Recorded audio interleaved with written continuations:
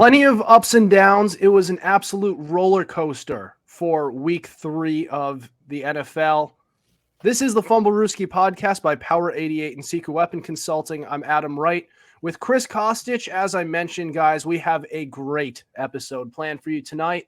The Dolphins, most notably, had a wild win over the Broncos in a historic blowout. We're going to talk about some upsets. A lot of them happened this week. Chris is going to he's going to kick off some new segments. And joining us to cover all of this, we have special guest for the first time, Kyle Finamore. So Kyle, thanks for joining the show, dude. Why don't you introduce yourself to our listeners? Yeah, appreciate having me on. Really excited to be here, and I've gotten to know you pretty well and talked a lot of football together. So to be able to do it here is going to be fun. Ooh. It was working before the show started. It was working before the show. Your connection is a little off. You sounded a little bit like a robot there. That was holy crap. Can you hear us right now? Can you? Yeah, on my end. Oh no. Try it again. Speak. All right, can you hear me? That's better right now. Better right now. Yeah, I don't know what happened, but in the beginning it was yeah, I don't know. It was like still kind of loading for me, so I don't know if it just was lagging behind. I don't know. Well, you're good now. Everything's synced up now. Do you want to start again? Just real quick, just quick introduction, quick rundown of your life. Yeah, let's try that again. We can edit that out. Cool. Yeah, so thanks for having me on, Adam. I've gotten to know you pretty well over the last few months and talked a lot of football together. So definitely excited to be on here and talk about it. I played football growing up all throughout my youth and high school. So just loved playing, and now talking about the game. Trying to watch as many NFL games as possible, especially the Patriots, as we'll get to later. So, appreciate you having me on. Absolutely, man. And from my understanding, big Patriots fan as well. 3 of us, all 3. Yeah, big Patriots fans. That won't piss anyone off. Usually you would think there'd be a little bit of debate between fans of different teams, but I guess it's all right to get one team's perspective for now. Yeah, we'll get our resident Ravens fan and his bias soon, in a couple of weeks. All right, guys. Well, we're gonna kick off the show. So the Dolphins, so they blew the doors off of the visiting Broncos in a historic victory. How historic? They dropped 70 points on them and won in a 50-point victory. Tua Tagovailoa is off to another incredible start to the season, just like he did last year with it's my dog over there. Over 300 yards, 4 touchdown passes. He lit it up. So, all right. We talked about this around this time last year with CJ on the show more often. He's still in school. But Chris, I'll start with you. How are we feeling so far about this Dolphins team, about possibly being contenders again? I'm feeling pretty confident on this. I mean, this team is built for speed, and everyone knew it. Speed kills, but man, I mean, then again, you also are talking about a Broncos team that has a really bad D coordinator in Vance Joseph. It seems like it's really a coaching thing now for the Broncos too. Sorry to get away from the Dolphins for a moment, but you got Russell Wilson actually performing. It's 2 straight weeks where he's either over 300 yards or under 300 yards. So that's definitely a coaching thing over there. For the Dolphins, to go on top of the 70 points, they also set the record for most total yards in a game as well. It's 726. They had 350 yards on the ground. It's not like we're talking about Tyreek Hill having a career game. He had 7 catches, 150 yards. That's just another Sunday to him. That's the even crazier part. And Jalen Waddle wasn't even in the game for, I think, half the game. I forget when he actually came out. and the run game was just dominant the entire way. A team is built for success, and looking at the rest of their schedule too, and this might sound a little bit funny, but warm weather teams don't normally do well in the cold weather. And I'll bring up this stat from the Bucs Super Bowl run in 2002. They had never won a playoff game in cold weather up until they beat Philly in the NFC Championship that year. And it was like below freezing, whatever it was. It was below 32. Any temperature that was below 32, they had not won in. And looking at the rest of the Miami schedule, the coldest games they really have to deal with is the Jets in November and Baltimore on New Year's Eve, and maybe we'll say Washington December 3rd. There's not a ton of games that they'll have to really deal with the cold weather, especially the division games, because they already got done with the Pats home game. They're dealing with the Bills this week. So I think that they could definitely run amok on the rest of this schedule, especially those colder away games are very beatable teams. Yeah, I wonder if it's I wonder if this is the doing of the of the schedule makers, because you'll notice that most of their games this late in the season against cold weather teams, they're at home. Like the cold weather teams are visiting them, which actually helps them as well. And if this team finishes with a high seed, right? If they finish with a high seed, that was going to be my next point too. Yeah. Then they're going to end up hosting some playoff games, which means the cold weather is not even going to be a problem. Then you're going to Vegas. Then you're going to Vegas. It can't get much easier. I have my reservations for the Dolphins, but Kyle, what are your thoughts? Yeah, definitely. I think one thing I mentioned to you earlier was, my thoughts on the Dolphins being a little overhyped in a way. I think, they've obviously been just scorching teams on offense. But, you kind of look back to some of their earlier performances. I think, week one, the Chargers are typically a team that you see give up a lot of points on defense. And then even, week two against the Patriots, I think the Patriots actually played them pretty well considering, how dominant that offense has been.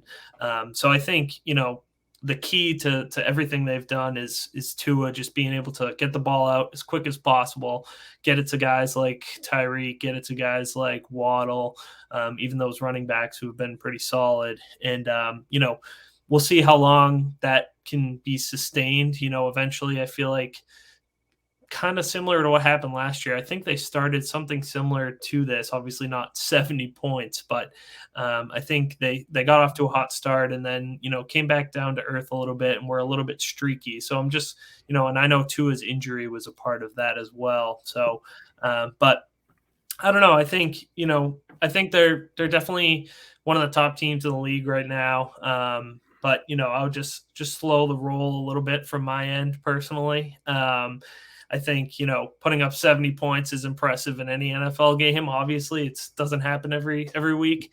But, I do think the Broncos were a little complicit in that, being, just kind of giving up on, like, every time you saw them on the screen, it was, touchdown. They just Broncos were letting them run all over the field. So it was, I almost think the 70 was a little more because of the Broncos. Obviously, I think the Dolphins would have won that game pretty easily, but even when they put the backups in, it was like one play, 75 yards, touchdown. So it was crazy to watch, even without Jalen Waddle on the field, who's obviously one of their most dynamic players. And, historic for them. I do think they're going to be a good team moving forward. And I think the health of Tua is a big factor in that. And I think they've purposely tried to make him get rid of the ball quickly, which has definitely been working for him. But, I do think there's a chance, they could not continue as this hot as the season goes down, and teams start to, get a little more film, see this offense in action and come up with different ways to defend them. Yeah. So definitely to address your point on kind of pumping the brakes on the Dolphins, because they have gotten a lot of hype in the early going of this season, and they have been explosive, but they were explosive last year. What sunk them? Their offensive line that allowed Tua Tagovailoa, their quarterback, to sustain not one but two concussions during the span of last year. So, what did they do to address it? Really nothing this year. So out with Austin Jackson, who only started 8 games last year, in with Isaiah Wynn, and then on top of that, Teron Armstead, their prized free agent left tackle they added, he hasn't even started a game this year yet. So that's a little bit of a problem that their offensive line is kind of in shambles right now. So yeah, they're blowing out some teams right now. They're doing really well, but I want to see how this offensive line holds up through the duration of the year. Because as you mentioned, the Dolphins last year were really good. I have the exact numbers. In the games where Tua started for the first half of the season, 8-0. The only 3 games they lost in the first half of the year, Tua wasn't even in the game. And then he sustained another concussion. Then they started losing more games because the kid wasn't right. Then they shut him down for the rest of the year. Barely made the playoffs. And what looked like an explosive year for the Dolphins ended up going to waste. So what they need to do is work on this offensive line, which they didn't do this offseason. So I'm a little worried about that. But if they hold up, if it turns out that they can actually keep Tua on his feet and not get him killed, then the sky is the limit for this Dolphins team. And we've had a reservation. Chris, you and I have had our reservations about the Bills the past couple of years. If there is a team to rise up to the occasion and challenge this Bills team, it's going to be the Dolphins if they can stay healthy.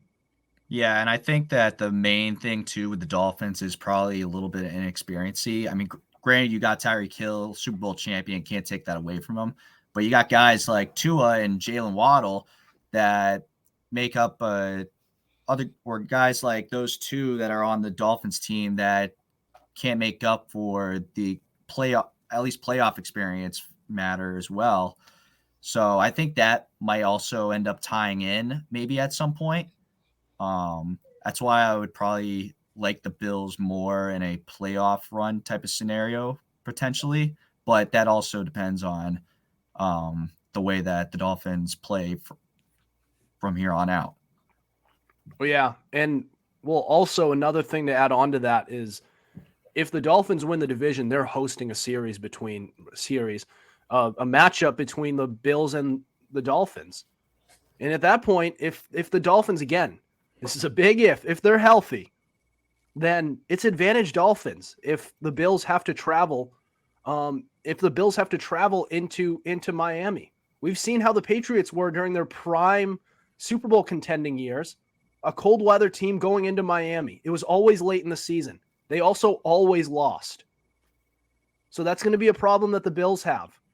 And also not a very good cold weather team either, I might add. No. For a team in Buffalo, you'd think they'd be a little more equipped for it. Yeah. And I can tell you exactly why that they have the issues here, not to go too far off topic. They're a vertical offense that doesn't have a very good running game. So when the weather gets cold and the wind starts swirling all over the place, you can't just throw the ball all over the place because you're not going to be as accurate. The wind's going to take that ball. Especially with a guy like Josh Allen that loves to go for the deep ball. And that, I mean, we talk not about an accurate one either. Yeah, and we talk about the reason for his turnovers. That's a reason for it right there is he loves the deep ball. He loves the big shots. So, yeah, that doesn't fare well for cold weather play. Yeah. So we wanted to use this segment to segue kind of into Chris's trivia segment that he just started last week. So you wanted to go off of this Dolphins matchup. What do you got? So I'm going to have you to guess. So obviously, as I mentioned, the Dolphins set the record for or for total yards in a single game at 726. And I wanted to have you guys name the last four teams in this decade to crack over 600 yards. So I'll give you some hints. Okay. One is from 2012. One is from 2014. One is from 2016. And one is from 2013. Okay. 2013, I'm going to go the Broncos. What was that? 2013, I'm going to go either the Broncos or the Saints. You are right about the Saints. I'll give you more points if you can say the matchup. Oh, man. I'm going to say it was against the Broncos. I don't know if they face each other, but no. It was not the Broncos. They played the Dallas Cowboys. Saints put up 625 yards of total offense. 49-17 was the final score. Okay. In 2014, you said, right? Yep. I'm going to go with the Steelers. You're on a roll, dude. Oh. Wait a second. Was it against the Colts? Yes, it was. I remember this matchup. Let's 51-34 final score, 639 total yards. Roethlisberger had 522 in the air. All right. There we go. What other years do we have here? You got 2019 and 2012. 2012 is a funny one, in my opinion. Okay. 2019. 2012. Okay. 2012, think of a quarterback that was disgusting from like 2010 to 2012. Like this was his last year of being, or maybe 2010, 2013. Ooh. A quarterback who was, so you said a quarterback who was disgusting from those years. Okay. Wasn't good before, but those were his prime years, basically. Wasn't good before. Okay. My mind wants to go to RG3. I don't know why. It's not RG3 got drafted 2012. Oh, he got drafted. Okay. I'm thinking, I have a couple quarterbacks in mind. And before that, you said he wasn't good, right? No, he was backup prior to that. He was a backup. Ooh, he was a backup. Is this? Oh, no. No. Aaron Rodgers. Nope. Aaron Rodgers' prime when Pat was past man. Come on. Rodgers was a backup for 3 years under Brett Favre. So I was thinking, okay. So and then the 1 year that he started, the first year he started, he was absolute dog water. Yeah. All right. I'll slim it down for you. The backup, he backed up. He was a backup for the Falcons. Backup for the Falcons. Would it be Matt Schaub? Yes, it is. The game in question, they beat the Jaguars in 2012. This was when Schaub threw for 527 yards and 5 touchdowns. Jesus.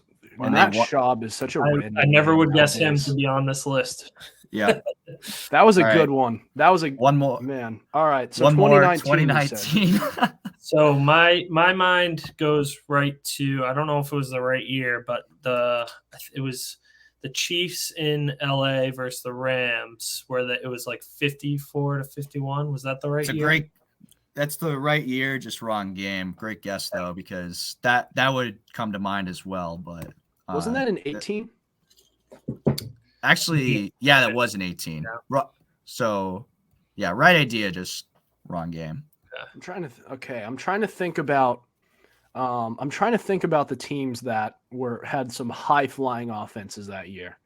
My mind goes to, let's say they were a ground attack, but let's say the Ravens.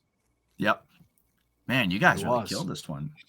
Yeah, that was a good one. I like this one. So this was the season, obviously, that the Dolphins the tank for 2 a year. So the Ravens beat them 59-10. Lamar had 379 or Ravens got 643 passing yards. It doesn't say if Lamar had 379. I'm not going to look that far into it, but 265 on the ground in total for the team. I forgot about that game. Yeah, and Marquise Brown showed out too. Yeah, that was week 1. That was his breakout game. Yeah, and then remember they went and started starting Ryan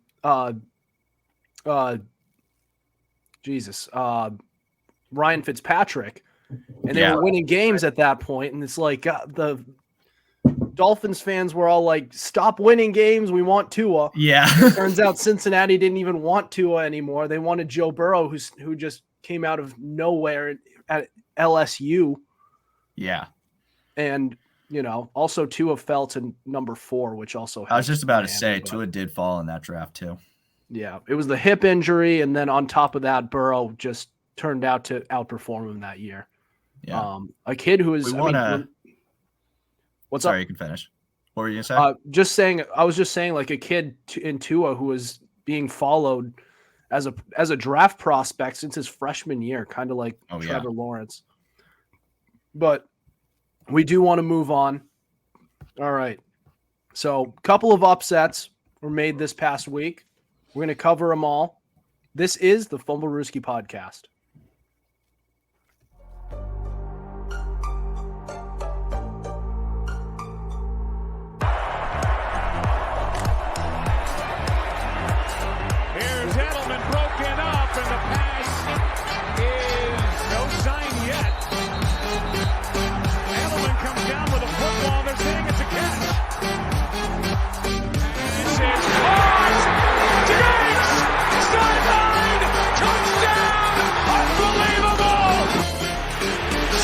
Way down the field to Watkins.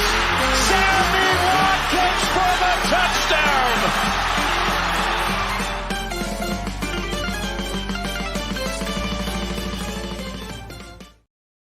Welcome back to the Fumblerooski podcast by Power 88 Secret Weapon Consulting. Adam Wright, Chris Costich, special guest Kyle Finamore. All right, so this was a week for upsets. It really was. And so most notably, we had in the 1:00 slate, the visiting Colts beat the Baltimore Ravens 22-19.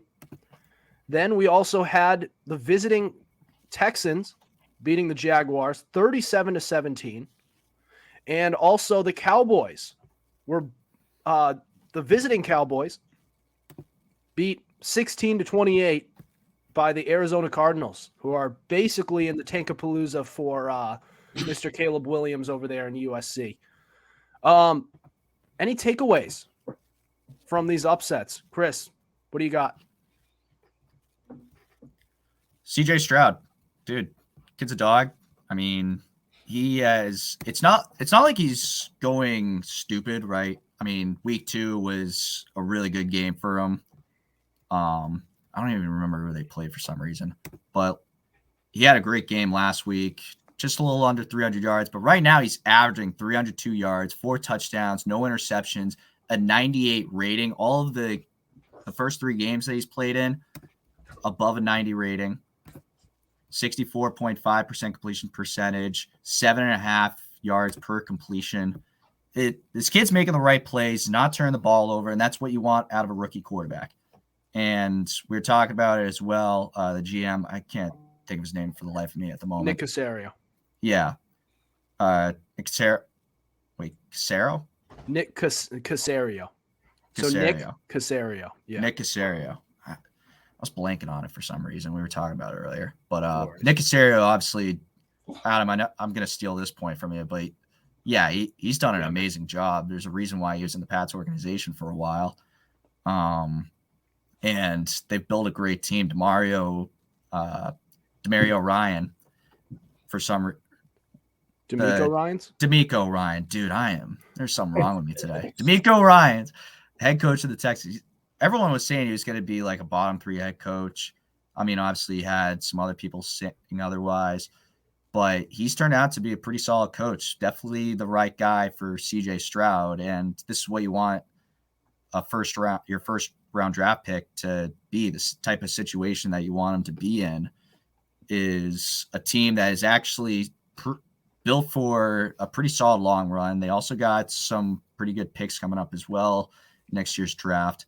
I think Adam was talking about that earlier, but I think this is definitely a great statement win for the Texans. Yeah. Well, what I was alluding to with the Patriots hanging on to Caserio for so long is that the Texans already had him a year before they actually got him, but they filed tampering charges to the league in order to keep him. And Caserio did not want to be in New England anymore. He did not like the conservative approach that Bill was making. A year later, Casario's out of there, and now, the stuff that he has done over there, you had the absolute crapshoot situation with Deshaun Watson.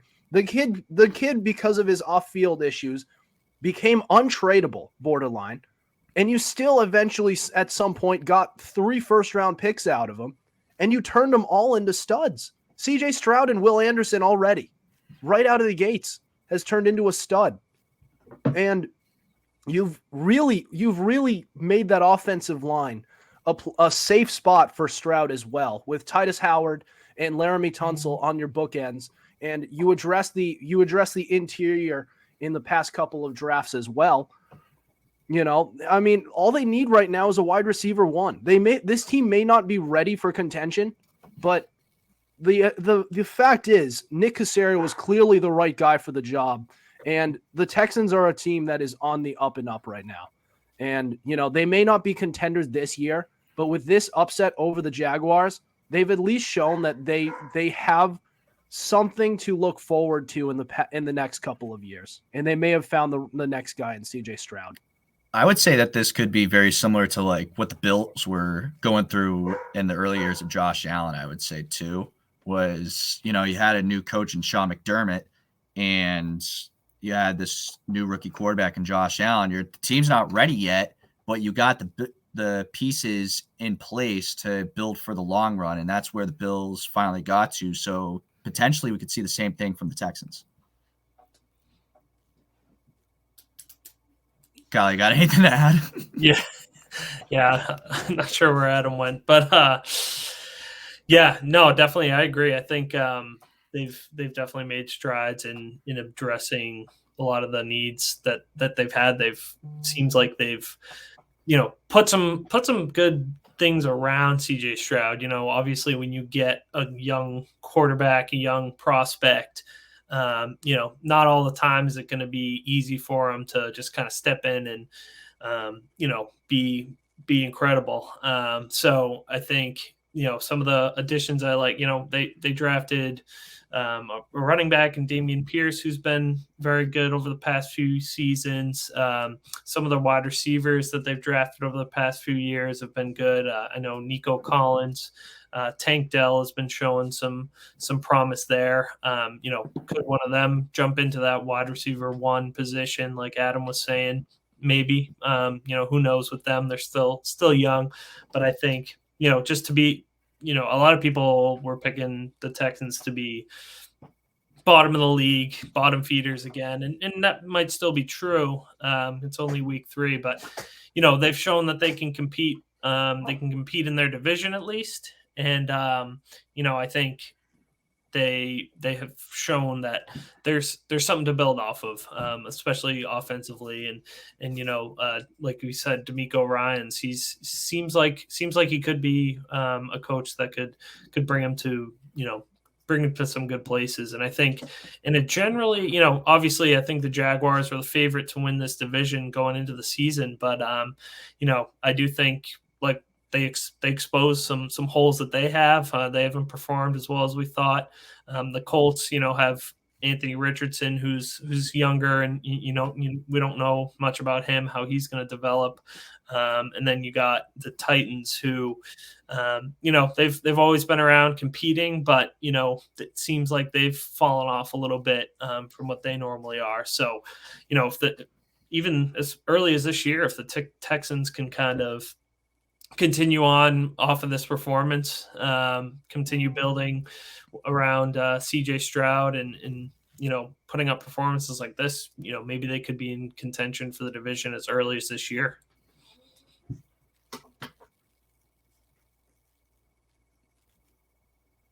Adam, you're muted. Whoops. I'm not completely sold on this year for the division. Just based off, I'm still in on the Jaguars for this year so far. I mean, I know that they haven't been great early on, but there's still a lot to like on this Jaguars team. I think maybe they need a little bit of time to gel. But they're still they're 1-2. They just need a little bit of time to work things out. But what this Texans team has done has been it's been encouraging. I think that's one way to put it.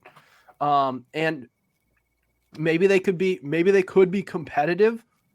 If they know what's best for them, they may want to at least work on more their development than winning right now. I'm not saying like go into that locker room and say like we don't need to win yet, but I mean, like, don't kill yourself trying to do it, because they have a good offensive line. They have a good quarterback who looks like they might have something there.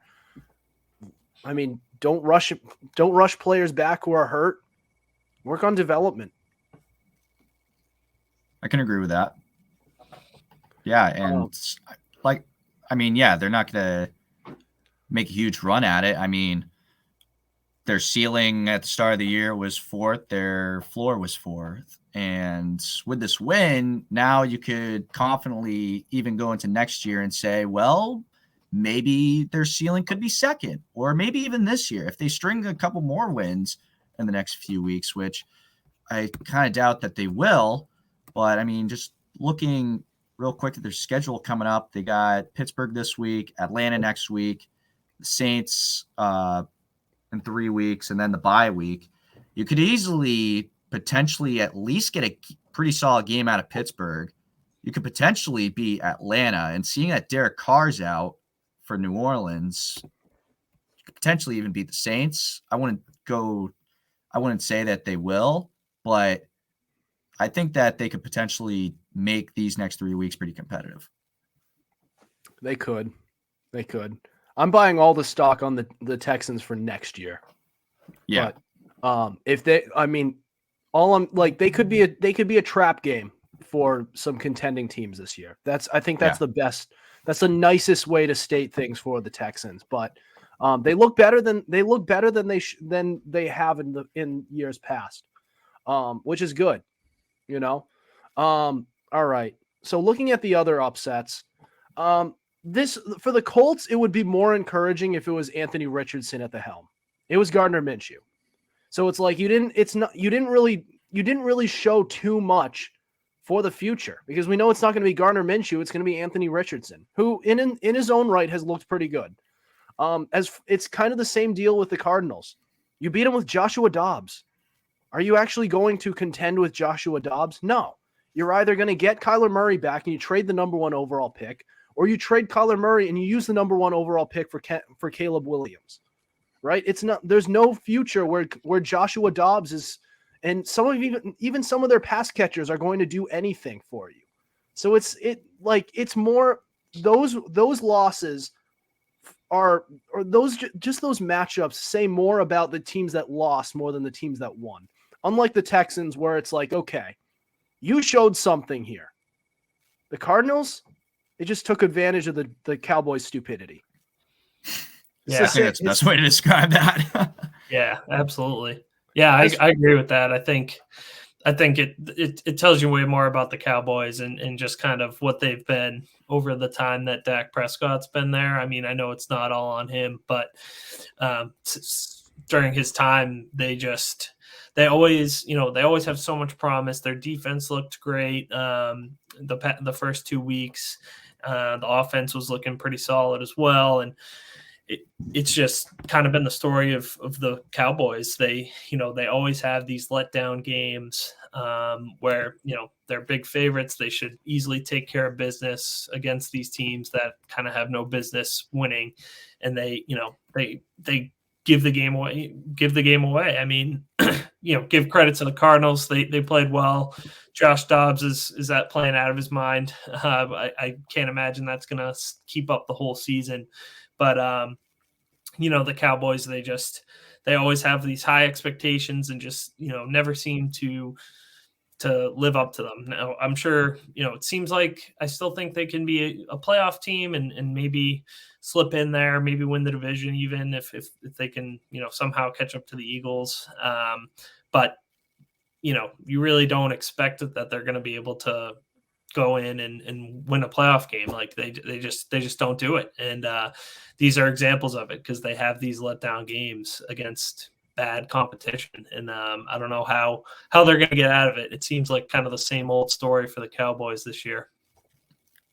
And I still want to give Josh Dobbs his roses, though. He went 17 for 21. It's not like he got completely carried or anything. 17 for 21, 189 yards and a touchdown.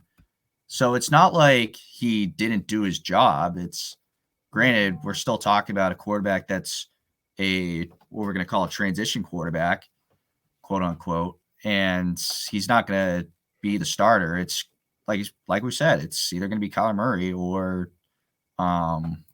they go to Caleb Williams and trade Kyler Murray. But we never really know what's going to end up happening with that.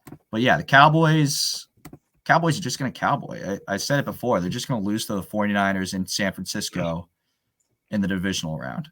That's what their fate has always been lined up from week one. I think Brett stated it best. It's a team that can drop 40 on one of the best teams in football one week and then lay an egg against one of the worst teams in football the next. Like, you just don't know what you're going to get from the Cowboys year in, year out. And I think it goes down to ownership and coaching, right? They prioritize talent over the execution of the talent, if that makes any sense, right? Like, you've brought in all of these talented pieces over the years, but your coaching has been lackluster. So if there's no execution there, it's just all stupidity, just running through the motions, right? You're not going to do anything there. There's only so much CeeDee Lamb can do without any good coaching. This is why Amari Cooper is out the door, right? I mean, there's really just not much you can do there. So, and it's not like they beat themselves up. It's not even like they beat themselves with turnovers either. The only turnover they had was the interception from Dak, and let alone besides that, he still had a pretty decent day throwing, 25 for 40, touchdown, 270 yards. Yeah, 249, excuse me. But regardless, it's not like he completely blew it. It's not like it's on Dak. It's coaching. It's a whole team thing. It's the aura of the Cowboys. Cowboys going to cowboy. Yeah, I think Mike McCarthy plays into that also. He's kind of been through his time with the Packers, and now just his teams, just whatever it is, whatever he's doing to coach these players up, just isn't good enough. There's maybe it's a lack of discipline or something like that, but it seems like this kind of team that has a lot of promise and doesn't get it done. Aside from that 1 year the Packers won it with them, it's always kind of been just falling just short. Yeah. Yeah, Cowboys are going to cowboy. Their defense is, I mean, their coach, it's just their execution is really bad. Like, they've had talent over the years. So we'll have to see where it all goes. And if they get their head screwed on straight in the next decade or two. Yeah. All right. So we got to move on. Going to move on to Chris's new segment. We got top and bottom five for each week, starting in week 3. Top 5 teams and bottom 5. Who put up the best performances? That's next. This is the Fumblerooski podcast.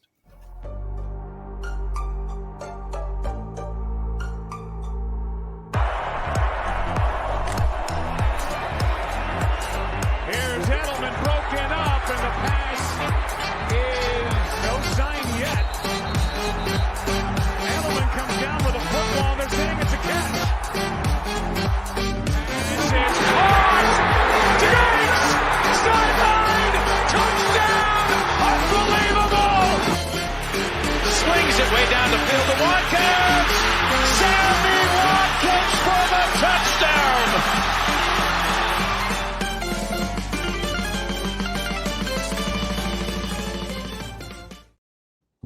Welcome to the Fumblerooski podcast by Power 88 Secret Weapon Consulting. Adam Wright, Chris Costich, special guest Kyle Finamore. All right, so Chris is going to give us his top 5 and bottom 5 performers for week 3. So Chris, what do you got? So I do want to stress before I get into this, this isn't power rankings. This is just week 3, who I thought was the best from week 3. So we'll start with the top, let you guys speak your piece, and then I'll go to the bottom. Top 5, Dolphins, obviously 70-20 win. 49ers beat the Giants 30-12 on Thursday Night Football.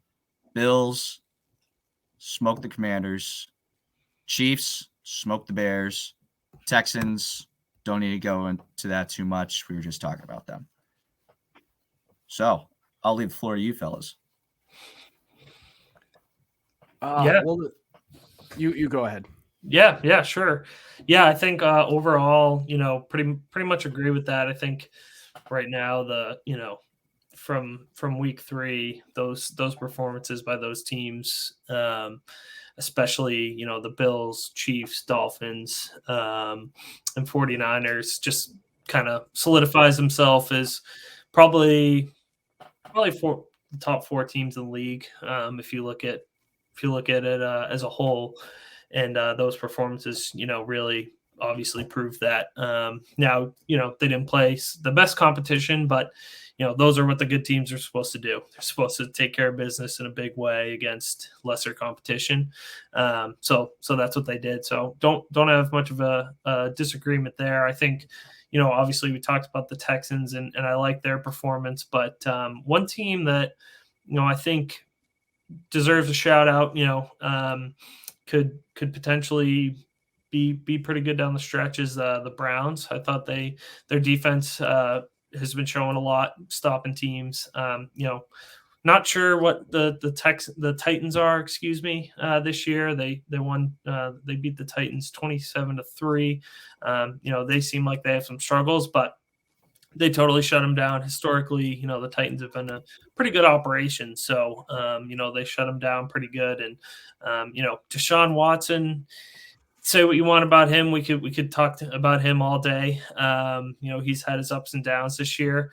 But I think, if he can somehow get back to a portion of what he was before he got traded there, I think that team could be dangerous. And I thought they had a good performance this week. Kyle, I was definitely thinking of the Browns when I was making this list too. So I'm very happy to have the Browns as like an honorable mention for this top 5. I'd have to agree with you that, Deshaun Watson obviously hasn't been looking great, but the rest of the Browns team in general has been looking great. You got 2 guys on the Titans following around Myles Garrett on either side of the line. It's, when you're putting so much attention on one guy, you can also allow for more of your team to really prosper as well. And the Browns have shown they have a pretty stand-up defense, especially from week 1 on. And I mean, granted, last week when they played the Steelers, it wasn't great. They still looked pretty solid against a pretty bad Steelers offense. But in general, I could agree with you that Browns could definitely make a run in this division. All right. I have a couple things with this list. So the 49ers, I'm never going to bash a team that that beats a team that they should beat. But I'm also not going to give that the best performance of this week. I think teams that I would interchange with the 49ers, Bills, or Chiefs, who all kind of beat teams that they should beat. I could put in the Seattle Seahawks over the Carolina Panthers. They also beat a team they kind of should beat, but the Seahawks, they started off the season 0-1, and they're still playing with Geno Smith, which is pretty cool. Like the fact that guy is actually now a competitive quarterback and not just a career backup anymore, that really is something. And the fact that this guy is starting in this 2-game winning streak to prove that last year wasn't just a one-off, it's pretty cool. Another team I have The Pittsburgh Steelers, who have now won 2 in a row since being blown out by San Francisco in week 1. It was against the Raiders, who only have 1 win so far. But the Steelers weren't really supposed to be much this year. They have some good pieces, but they're a little bit behind schedule. They're not supposed to really be a contending team yet, and they probably still won't. They could at least be competitive. And Kenny Pickett had himself a pretty good game. He threw for 2 touchdowns. He had about just over 230 yards, I believe. I'm trying to pull up his statistics right now. Can't exactly find it, but he had around those numbers and a passer rating over 100. So Kenny Pickett's kind of showing me that he could actually be a pretty good quarterback in this league. He's starting to settle in after that putrid week 1 performance. And I think the Steelers are a team who could be competitive and, dare I say, in a couple of years, be contenders. See, I kind of wanted to put the Steelers. I would. The reason why I didn't put the Steelers and the Seahawks was because the Seahawks, I feel like they definitely could have won that game by more. They should have put up the points that they did, but they should have put up fewer points, is what I thought. You know, that game shouldn't have been a 10-point game, in my opinion. The spread probably says otherwise, but the Panthers are not good at all. The Steelers, I probably would have put them in if Josh McDaniels wasn't an idiot and kick a field goal instead of go for it on 4th. So that's kind of a reason why I didn't put the Steelers in, was they kind of got saved by another man's idiocracy. But those are all valid points, though. I'm not going to knock you for those points. Those are very valid points, and I can agree with you on that. But for, you obviously the Chiefs, that could definitely be interchangeable just because of the team they played. The Bills could be interchangeable as well for who they played as well. But I think that was a little bit more impressive because of how that defense played. They forced a ton of turnovers on Sam Howell. They just made his life hell for the entirety of 60 minutes. So that's kind of why I ended up keeping the Bills in there. Yeah, well, they put up good performances. All I'm saying is these are premier teams in this league, right? These are teams like the Chiefs and Bills are supposed to be in contention, as well as the 49ers. And the Seahawks and Steelers are kind of in that middle tier where we're not sure exactly what they're going to be like. But the more wins they put up, the better their case is to be pushing towards the top, which is kind of why I like their performances a little more over the premier teams just blowing out the cellar-dwelling Bears, right? So that's kind of my argument there. I can agree with that. Yeah. But anyways, with that being said, we'll go to the bottom 5. Broncos, obvious reasons. Kyle, you mentioned this. The Titans. I also put in the Commanders and the Bears, mostly because the Bears just seem lifeless. They don't want to be there anymore. That kind of seems like the general vibe. Commanders, for how well Sam Howell played last week. Prior, I feel like that definitely wasn't great. But, like I said, great Bills defensive performance. And also threw the Jets in here because, even though Zach Wilson didn't turn the ball over at all, that's basically the main reason why he's on here, or why the Jets are on here, because Zach Wilson didn't play great. You have Jets teammates fighting with each other on the sidelines. It's all going to hell for them right now. I like how you picked teams who are all just, they had higher expectations than what has actually happened. They weren't just teams that were just supposed to be bad and are bad, right? The Bears, most notably, they made a ton of additions in this offseason, and they were banking on Justin Fields to be the guy. He clearly is not. And there's some people in our comment sections who are trying to blame the coaching and the GM. Did you see the smartass from this morning who commented? Yeah. Somebody got all sarcastic. The other guy was at least respectful. There was some douchebag who was just trying to be a smarty pants thinks that he's saying something cool or something. Well, like, and did you see my response? I'm basically like, we will continue to blame it on the quarterback who misses three guys on every single play. But yeah, like, it's the same thing with the Broncos with Russell Wilson, the Commanders with Sam Howell. How do you throw 4 picks after putting up a clinic against against the Broncos last week? And then the Titans. I'm sorry. We keep saying I would say pump the brakes. I would say pump the brakes on the Russell Wilson, but just because like it's not like it's completely on him. You know, it's definitely a full team issue. Obviously, there's the problems with Russell Wilson. I won't deny that, but he's at least making up for his lackluster performance from last season to start. You know, it's not like he's what? Yeah. Hey, yeah. You finish your point. I pulled up the comment right here. You can go with your comment. Sorry. You want me to? That was basically all I really needed to say. All right. This is just on the Bears. So it's kind of, he said, yeah, don't blame the front office or the coaching staff.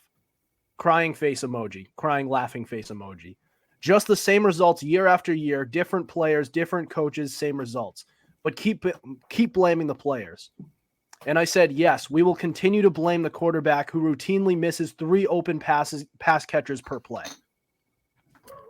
See, here's the thing though, like the guy yesterday in the comment section, he was being respectful. He at least, and I was, he obviously said that there's definitely a problem with Fields, but you should probably look more into the deeper aspects. And that's what I was trying to get across to the first guy was that, we can obviously there's something going on with the front office and the coaching. That's always been a thing and we won't ever deny that. But there comes a point where you have to start looking at the players as well.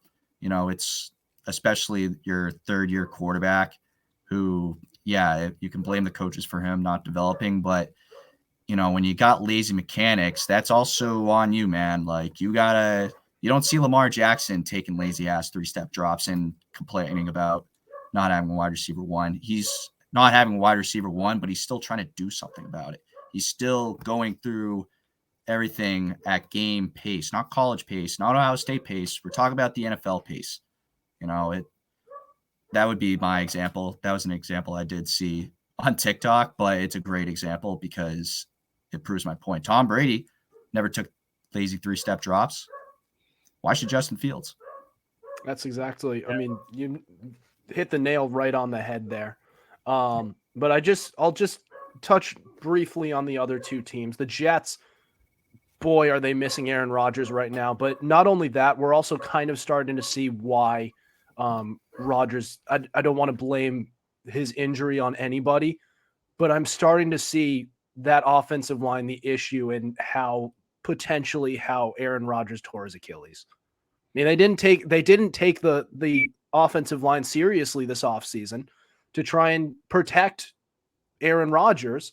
They couldn't get the tackle they wanted in the draft. So then they just blew it off and they went and got a linebacker for some stupid reason. And now look where you are. I mean, I don't want to blame it on anybody, on the GM, on the offensive line's piss poor performance, but you also can't ignore it. The Titans, Derrick Henry, I knew it was going to come at some point. He's fallen off a cliff. When you have a running back who gets 300 carries per season and just bulldozes through guys routinely, eventually something's going to happen. He's going to give. I mean, that's the way it works with running backs. They age like milk, and Derrick Henry's no exception. I'm sorry. And maybe he'll be a serviceable starting running back in this league for a few more years, but he sure as hell isn't going to be rushing for 2,000 yards in the next coming years. That's over. And it's hurting the Titans because clearly that whole offense ran through him. So these are all teams. What I like about this list is it's all teams who were supposed to be good and aren't. and are the exact opposite, cellar-dwelling teams now, which is the textbook definition of a bottom 5 performance. So I like it. Yeah, I like all those points. I'll briefly. There's one team I wanted to touch on that I think deserves to be in here that kind of goes with what you were saying, Adam, with teams who had high expectations, were supposed to be good. The Vikings, I think they're supposed to be good. They were supposed to, they went, I think, only lost like 3 games last year, and then all of a sudden, here they are sitting at 0-3. They had a chance to finally get a win this week, and all of a sudden, Kirk Cousins throws a terrible interception. They can't figure out a way to win, and I feel like the Vikings are, been a huge disappointment, and this week was no exception. It's just a team that should be competing for their division and competing to go to the Super Bowl, and they can't come up clutch again. And I love Kirk Cousins. I watched the quarterback series. He's a good guy, but he just, unfortunately, he's not clutch enough to win in this league. He's just not. Yeah. And I like how you bring up Kirk Cousins, because that guy in games where it does not matter at all in garbage time, holy crap, is that guy good. But when it matters most, boy, he falls apart. Like, if this team ends up winning 3 games, he could end up throwing for 40 touchdowns and just like 8 picks and like 5,000 yards and be an MVP candidate. I wonder if that's even possible. I don't think, the problem is there would never be an MVP on a championship. There would never be an MVP on a championship level team, because if you're an MVP, usually it's usually the quarterback. It's also a quarterback-driven league. So if you're putting up those statistics, chances are your team is winning. But what if the Vikings are an exception? Like, what if he actually throws for like 50 touchdowns and 5,000 yards, and he's actually an MVP candidate? Do they give the award to him? Like, he's actually having an amazing season right now. I'm sorry. I'm obviously just jumping in. I had to take care of my dogs. Was Kyle saying that he would also throw in the Vikings into the bottom 5, I'm assuming? Yes. Yeah, that's exactly what I said. That's kind of what I was assuming. But yeah, no, I can agree with everything that I heard in the last 30 seconds. Sorry that I missed the entire thing that you were saying, Kyle. But no, I definitely agree. If, Kirk Cousins is also what's holding this Vikings team on its legs still as well. When you think about it, you could make a huge case that he's the reason why they've been in a lot of these games. And granted, he kind of crumbled on the last play of the game. Especially as a veteran quarterback, you kind of expect more. And those types of lapses, especially as a veteran quarterback, is the reason why the Vikings aren't going to win a Super Bowl with Kirk. Yeah. And I don't think he wins MVP if they're a losing team. I don't think they would give it to him. That too. Listen, not often do you see someone get awarded MVP and their team isn't the number 1 seed. I mean, you can even look at the NBA. James Harden and the Rockets, they weren't 1 seed. They were like 5th or whatever, 5th or 6th or something like that. And James Harden was an MVP candidate and he lost. Yeah, listen. But hasn't James Harden actually won an MVP? He has won an MVP, but that was when the Rockets were like a top 3 seed. But if he's putting up those numbers and they're not a top 3 seed, do you think they can still win it? Because are you saying the Vikings? Because I feel like if Kirk Cousins, this is all wishful thinking. This is all like a hypothetical, because I don't think he's throwing for 50 touchdowns. But if that were to happen and he throws for 5K yards and it's all garbage time points, he at least has to be the runner-up for MVP, right? There have been few quarterbacks in the league's history who have thrown for 50 plus touchdowns, only 3. You have to at least be looked at, right? Yeah, I mean, technically you definitely could, but I think that also comes down to who's the casual viewer and who's actually watching the games too. Right. He wouldn't have our vote, but the general public, the general he public, might yeah, actually be up and there.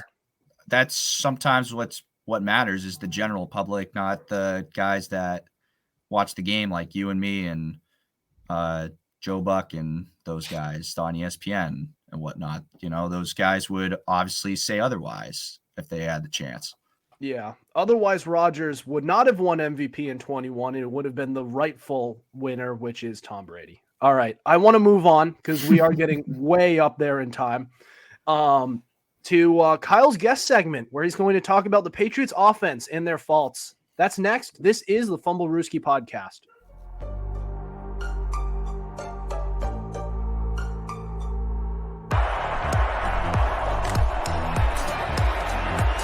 Here's Edelman broken up, and the pass is no sign yet. Edelman comes down with a football. They're saying it's a catch. It's caught! Diggs! Sideline! Touchdown! Unbelievable!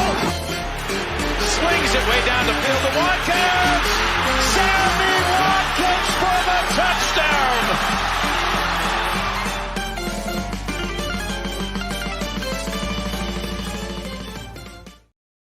Welcome back to the Fumblerooski podcast by Power 88 and Secret Weapon Consulting. Adam Wright, Chris Costich, special guest Kyle Finamore.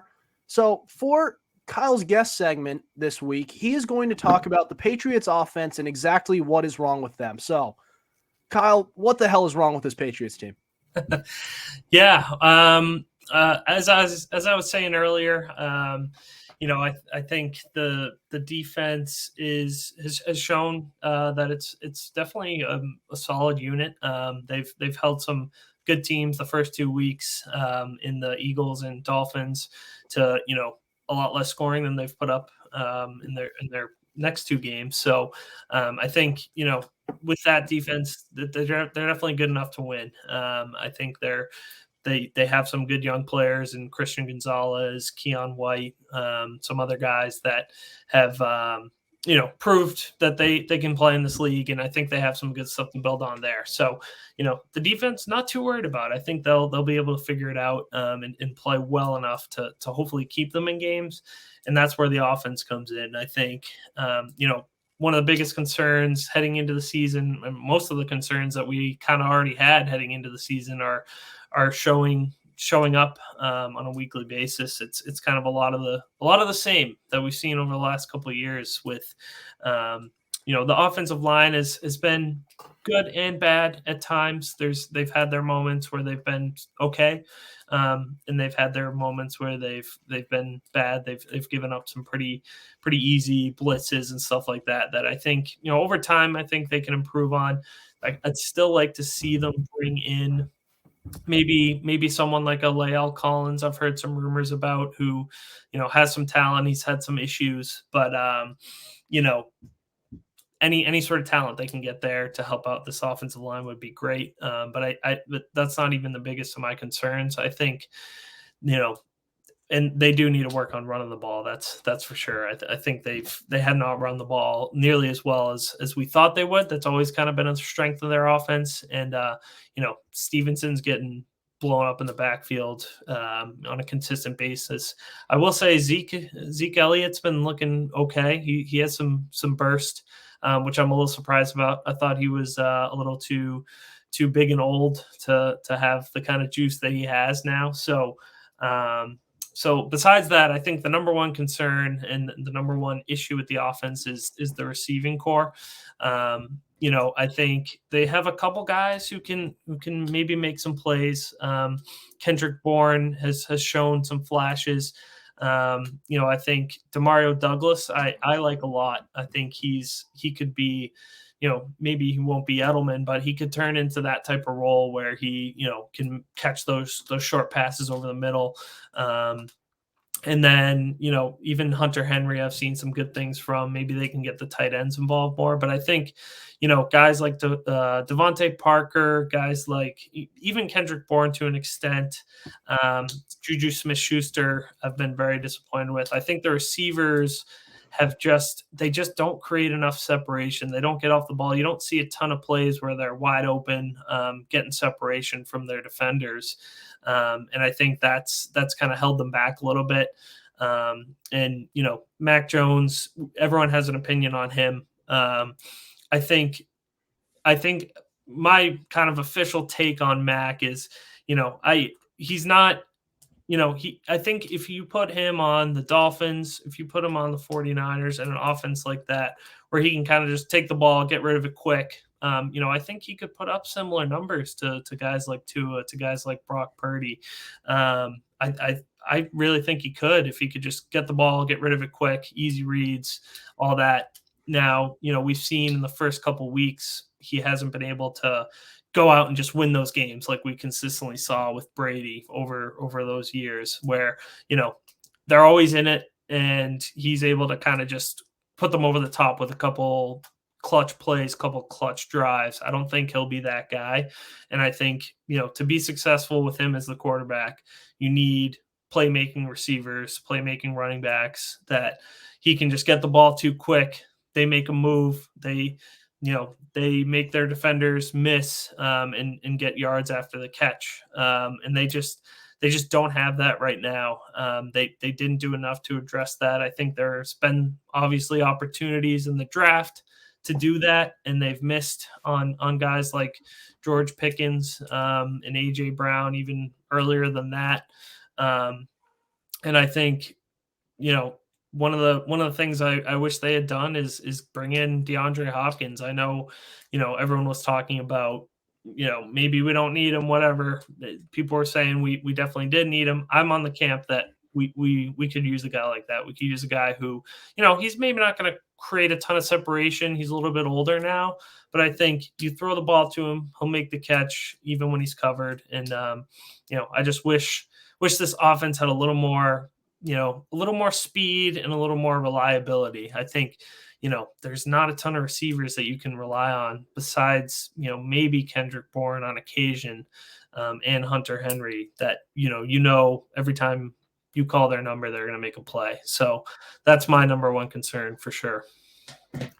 I've always been in the camp of people who believes that they should try to address the wide receiver one position. I understand that N'Keal Harry didn't work out, but that doesn't mean you don't keep trying, because how else are you going to get that number one target, right? You're not always going to find the diamond in the rough in Rob Gronkowski or Julian Edelman or Wes Welker. Edelman still wasn't even a wide receiver one. He was always at his best when Rob Gronkowski was lined up opposite him. And he also had Tom Brady who makes everyone look better.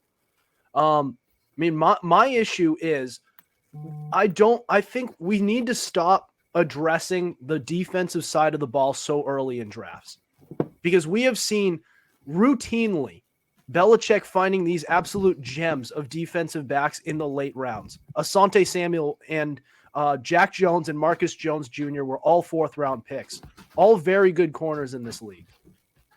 You also had J.C. Jackson and Malcolm Butler, undrafted free agents, very good corners in this league. And then, listen, I love Christian Gonzalez as much as the next guy. I'm putting in an order for a jersey for him very soon, and he's my pick for Defensive Rookie of the Year. Great. I still don't think they needed to pick him at number 17 overall. Another example too. It was 19. It was 19, but still. But Jabril Peppers is another guy. We didn't even draft him. We got him from the Giants. Yeah, he was taken in the second round. He was. I think he was taken in the second round. He was taken in the second. He's a great player for the Pats defense. That's another guy on the defense that they didn't even get from the draft. Just to go off of the guys that you named that were undrafted or were drafted late. Patrick Chung, another guy. Patrick Chung. Kyle Duggar. Another guy. Kyle Duggar. D2 school. Kyle Duggar was still a first-round pick, but my point in bringing those up is yes, it was great that they found this elite level number one corner in this league, arguably the best corner in football in the next couple of years. That's all great, but I would have rather they use that pick on Zay Flowers or Jordan Addison or Jackson Smith and Jigba. That's a bigger need, and it's a need that, like, I know that Belichick can fill the defensive back or defensive end position in the later rounds. He's really good at that. He's awesome at drafting defense. That's one of the bright spots with him as a GM, is that he's great at picking out great defensive guys. He's not good at the offense. So you have to make up for it by drafting earlier on in that draft. Maybe have some other minds who are more offensive oriented to be kind of advisors for him, and then pick out Jordan Addison, who's clearly stuck in the shadow of Justin Jefferson right now in Minnesota. If he was a Patriot right now, he'd be our number one. If Zay Flowers was a Patriot, he'd be really good. Jackson Smith and Jigba, give him some time. He's been hurt, and he's shown some flashes, right? Those are guys I would have wanted them to pick over Christian Gonzalez. I know a lot of people think differently because Christian Gonzalez has been a freaking stud, but it doesn't mean I change my point on this, because there were two other positions that they needed much more than defensive back. No, and I completely agree with you. And that's what I was trying to say, was that they were able to get other really good players, not either from undrafted late in the draft or not even drafted on your own team, and you just took them from someone else. Bill definitely has that keen sense, and I totally agree with you that, they definitely could have used it on a target. Granted, I still believe in what we have in our wide receivers, not so much Juju. I wish we never even got him to begin with. I believe that before the season even started. And also, Tyquan Thornton's about to come back too. That's another pretty solid target for Mac to throw to. Another thing too, Matt Kate needs to chill out a little bit, So if you look at his numbers next to Jalen Hurts' numbers, the only thing that Jalen Hurts has to him right now is the completion percentage. That's the only thing he has on him. And besides that, Jalen Hurts, 3 touchdowns, 3 interceptions. Mac Jones, 5 touchdowns, 2 interceptions. Mac also has more yards than Jalen Hurts. Irrelevant stat. He has a higher rush per or yards per carry stat than Jalen Hurts right now too, which is kind of weird to think about. Yeah. I mean, well, Jalen Hurts is a rushing quarterback, so he that's kind of what he does, is he sort of relies on his legs more, which is not a style of play that I agree with. That's why I said it was an irrelevant stat. Yeah, that was kind of just like, don't tell the Lamar Jackson fans that, though. Yeah, right. They will mentally break down. Yeah, I mean, like, look, I don't hate their other targets around them. I don't hate them. I think they have a lot of 2s. They don't have a 1. And like I like the point that Kyle brought up, that if you put Mac Jones on the Dolphins or any other team that is loaded with talent, then he might look a lot better. And I like that argument because I think they're yet to put him in a situation where he can succeed. Not a very good offensive line, not very good targets. So even if he is the guy, we don't know that for sure. And I feel like we would have found out by now if he is the guy or not, if they would have just given him some pieces around him. Their offensive line sucks. They don't have a number 1 receiver. Like there's like, even if you're giving people too much reason to want to keep him.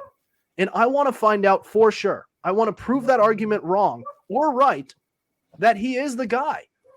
And you would find that out if you would just get him some weapons and some actual protection, because you cannot be a good quarterback in this league, no matter who you are. You cannot be a good quarterback in this league if you're on your ass every other play.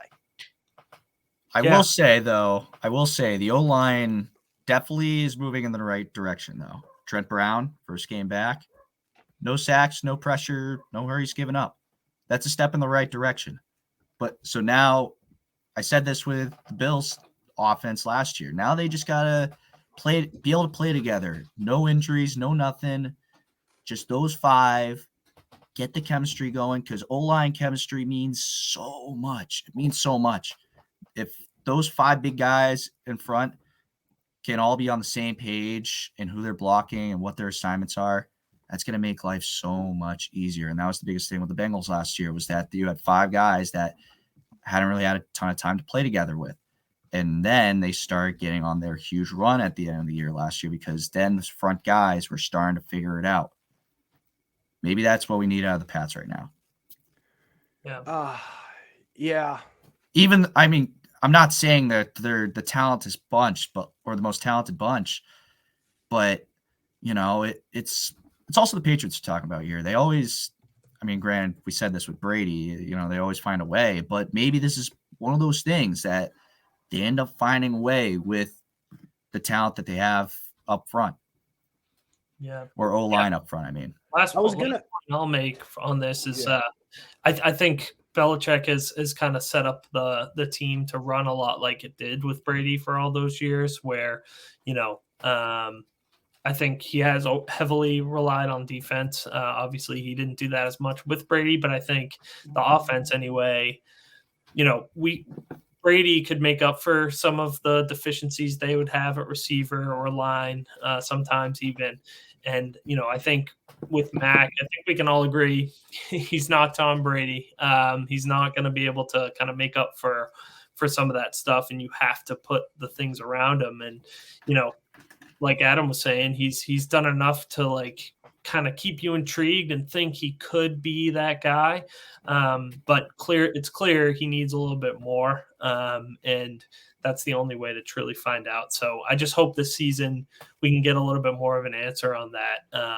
And, you know, because we do have a pretty big decision with him coming up in the next few years on if you're going to, you know, keep him around for the 5th year option or what you're going to do there.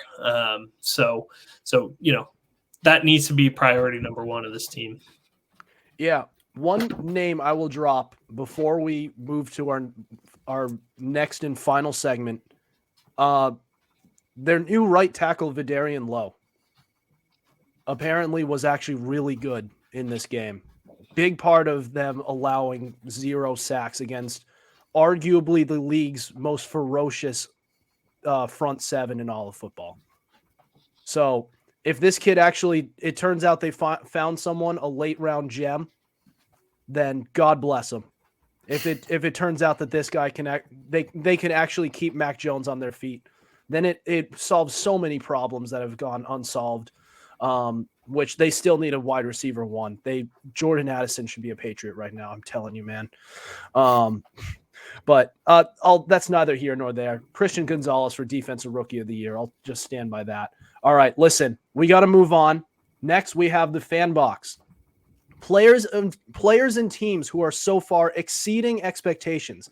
That's next. This is the Fumblerooski podcast.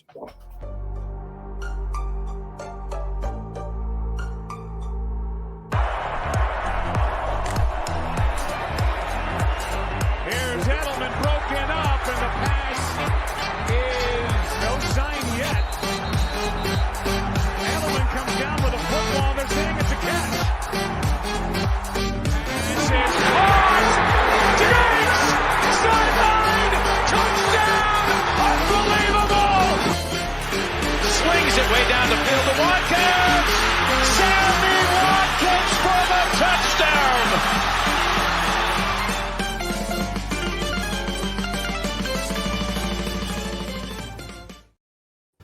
Welcome back to the Fumblerooski podcast. Adam Wright, Chris Costich, special guest Kyle Finamore. We welcome you to the fan box portion of our show, where we post a question filter on our Instagram every Monday, and you can respond with hot takes, questions, and more. And we will give you a shout out on our podcast. Respond to next week's fan box question to be featured on our show. So the question of the week was, as we asked last week, who has been a big disappointment so far this year? This week it is who has exceeded expectations. So this could be players, this could be teams. And our first response was Nathan Sloat, who said, liking the Bucs with Baker, honestly. So we kind of gave a player and a team we're kind of together. Up until yesterday, I would say I agree. And I still do. I mean, they've been better than they were even better than they were last year with Brady so far. But clearly what we saw yesterday is that this team does have a cap on them, on their potential success. They're not contenders. They got their doors blown off by the Philadelphia Eagles. I think that they also could have easily been in that game too. There was a lot of plays where there was a lot of drop balls on the offensive end. Defensive end is a different story, but on the offensive end, there was a lot of drop balls, a lot of missed opportunities for them to really close the door and make that into a game. And Baker, I mean, granted, he didn't have the greatest game in the world, but it wasn't like he was taking his team out of the game. Yeah. And for the season that Baker is having thus far after being driven out of Cleveland, it's definitely a step forward for Baker after everything that he's been through. Yeah. Yeah. So, I mean, I've been higher on, I'm on the wait and see bandwagon with Baker. You know, we'll see how things go. I think he's just a solid starting quarterback in this league. He is not a number one overall picked caliber guy where he was taken. He might take a couple teams to some playoffs. He's going to be a journeyman, but that might be just about it. But yeah, I mean, he's been good so far, so we'll see. Logan S 2021 said Puka Nacua. That is one guy who has filled the Cooper Kupp role brilliantly so far. Yeah. Yeah, I'd say with him, it's kind of funny because I think there were no expectations for him going into the season. I think he kind of came out of nowhere week one and got a million catches and played really well. So, yeah, I mean, he's far exceeded any expectations. I think a lot of people probably didn't even know his name. I know I didn't. So, yeah, he looks like a real legitimate, I don't know if it's going to be a replacement for Cooper Kupp because I know he's scheduled to come back pretty soon.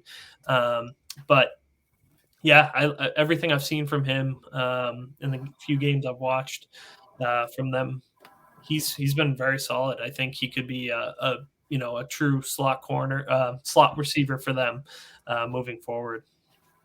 Yeah, and I think sorry, Adam, but I think Edelman said this best on Fox Sports during the pregame. Either I think it was pregame or postgame from week 2 or this past week. But regardless, he said it best was that, a lot of these big name quarterbacks need to develop trust with receivers.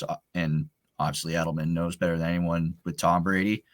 Whereas like with Stafford, he kind of is forced to trust Puka Nacua from week 1 on. And it's not like that's a problem or anything at all. It's paid off. I mean, geez, kid's got more more receiving yards than any other guy in NFL history in the first 2 or 3 games of the season. He's making heads turn. He's making plays. And he's, like you said, filling that Cooper Kupp role much neededly. Granted, last night against the Bengals, they definitely didn't look great, and they were having a tough time getting to Puka. But when they were, doing a job. That's all I can ask for. 5 for 72, so he was all right. And another guy you could even throw in there for the Rams is Tutu Atwell. Dude's a dog too.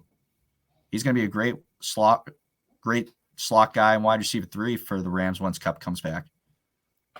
Yeah, 4 for 50 and a touchdown. Yeah, I mean, so like he at least earned his right to have the opportunity to try and coexist with Cooper Kupp. He's not unseating Cooper Kupp as the number 1 anytime soon, but he'll get the chance to at least be behind him as the number 2, at least for now. The next one, there were a couple people. There were a couple by Owen Van Slack who routinely puts in like 5 responses a week. But there's a couple who I like here. First of all, he said the Broncos, but in a bad way. Because, I mean, first of all, the Broncos, I mean, there is. I don't even. They're in a worse place this year than they were last year. And they're a team that you would think, with the talent they have, you could see them being in contention, and also being the worst team in football. And neither of those things would surprise you at all. So I kind of understand what you mean by the Broncos, but in a bad way, because like they're surprising you. They're exceeding expectations because they suck even more so than we thought they would. His other one was the Cardinals 100%. I know they're 1-2, but their 2 losses have been well fought games and close. And they have been kind of close. Didn't they actually almost beat the Commanders in week 1 with Joshua Dobbs? Yep. Yeah, like these games are actually getting kind of close. Yeah, they blew 2 big leads against Commanders, and then week 2 against the Giants, I believe they were up by like 28, if I'm not mistaken. So they very well could be 3-0. Yeah. All right. Josh Houle said Kane. So Devon Kane, rookie running back for the Miami Dolphins. Him and Raheem Mostert killed it. Aside from the passing game, which was in its own right unbelievable. Yeah. The Dolphins rushing attack was equally as good. Kane himself had 4 touchdowns through the air and through the on the ground. And just on the ground, just rushing yards, he had over 200. And there was still plenty of room for Mostert to eat because he had 83 rushing yards himself and 4 touchdowns. It was actually insane. These 70 points, they would not take their foot off the gas pedal. And Kane, I mean, it looks like they might have found their guy. It really does. And that's important for them because they didn't have too much of a running game this so far looking into this year. All right. All right. Let's see some other responses here. This person with a long username, I'll try to pronounce it. I ran out of ideas. 1526. Whoever this is. I didn't look at the usernames. Josh Dobbs isn't horrible. That's kind of what I was saying earlier. You know, he's doing it. It's kind of the same thing with CJ Stroud to a lower extent. You know that Dobbs is going to be a transition quarterback, but he's doing enough to make games competitive. Yeah, for me and the Cardinals and him, I feel like they're just kind of playing like they have nothing to lose. I mean, they had zero expectations coming into the season, and I feel like, a little bit of a chip on their shoulder, being like, we can play. We're in the league. We deserve to be here. I don't think they'll sustain it, but they'll still be one of the bottom feeders, I believe. But at least makes things interesting. Yeah. I mean, like they're 1-2, like Van Slack said a couple minutes ago, but they're not a team that we could actually see being a contender. Well, like not even a playoff team. Just they're not horrible. They're not exactly cellar dwelling, which is kind of bad in their case, because if they want that number 1 overall pick for Caleb Williams, they better start sucking a little more than they have. Because they could easily be 3-0 right now if you really think about it. Sharice Maynard said Miami. So we talked a little bit about their running game. Just in general, their entire operation going on over there. They're 3-0. They're firing on all cylinders for the second year in a row. It's like we know that they have the talent.